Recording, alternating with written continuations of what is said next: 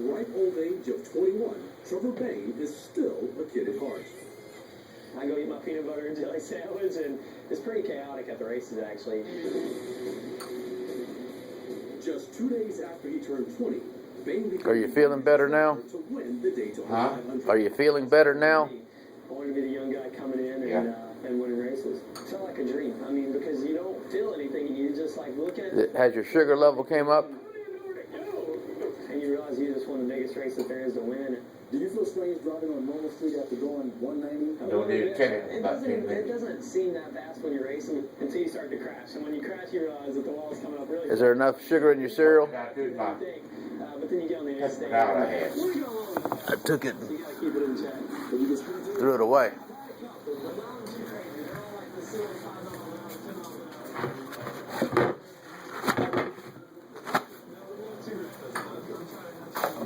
It won't change in a minute. And is there to reach for more than half of his life. But Trevor says his Christian upbringing helped him stay level-headed about his numerous successes. I grew up, hearing about God and knowing about Jesus, but I guess it was around middle school when I started looking at my heart and started showing me why Jesus came to earth and who I am in Him. Some compare him to another role model in the world of sports. I read a recent article that said that, hey, you want to be like Tim Tebow, which after talking to you, I don't think that's exactly the case. But talk about it a little bit. We are supposed to mold ourselves and look like Jesus and walk as He did and have Him to change our lives. I got one of my Hurricane boots going under the house. Is that the one you got in the house? You're going to look a lot alike. I didn't get any. I don't remember taking a hurricane. Oh, I see what you're saying. Yeah, I have got that. I bought that one over at the Free Press the other day. God's drawn us closer to Him in every experience, and that's what we prayed about before the race. Whether it was a good result or a bad result, we just drawn closer. And He taught me something yesterday, in that race, and you never know what His plan is, but I guarantee if you stick with Him, He's going to have something good for you. I pray and I just say, whatever God has for us that day, let us have the best of our ability. Let us do everything that we can to do our best, but if it's not our day to win, then we won't win. But, there's very few times that I pray for favor, but sometimes I do. Sometimes I pray to win, and I think that was one of those days. Trevor's faith was challenged after his big win at Daytona, when he was forced out of racing for 5 weeks. He spent time in the hospital, most likely suffering from Lyme disease. On Twitter. I got on there after I won the 500, and I was like, God is so good, this is awesome. So I'm laying there in the hospital bed, and that started sinking in. So I go on Twitter, and I just tweeted out, I'm like, you know what? I'm in the hospital. You give it too much so good, But if it's for that one person to see that We'll just eat whatever you want to eat.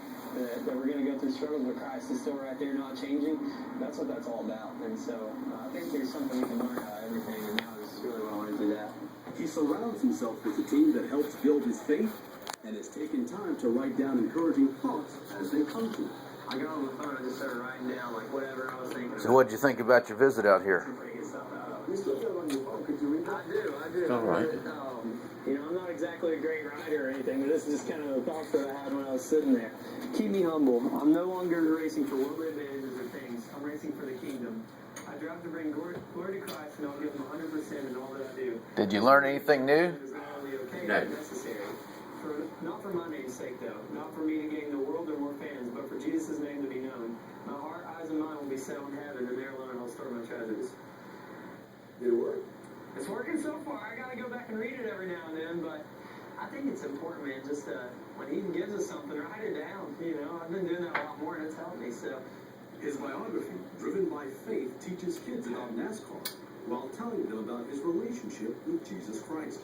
It's cool when you can think about that you're racing something bigger than a trophy. For me, when I think about it being for the kingdom purposes and having treasures in heaven and not just here, that's pretty big. But I've got to deal with that car today. We get to race for We're Him. going tomorrow, Saturday. I'm doing what I love to do, and He's receiving glory for it. Whatever the future has. Yeah, I think you're absolutely right. But 500 was great for the day or for the But I was going to say you didn't have to drive it home today if you can get it to work. But something that's going to stay with me a lot longer is Christ and that relationship and that choice to be, open my heart and say, here's my life, use it. Here's my life. Use it. What's your purpose? What are you looking for in life? Are you looking for fame? Are you looking for money? Looking for love? You know, what's your pursuit? And what is your life all about?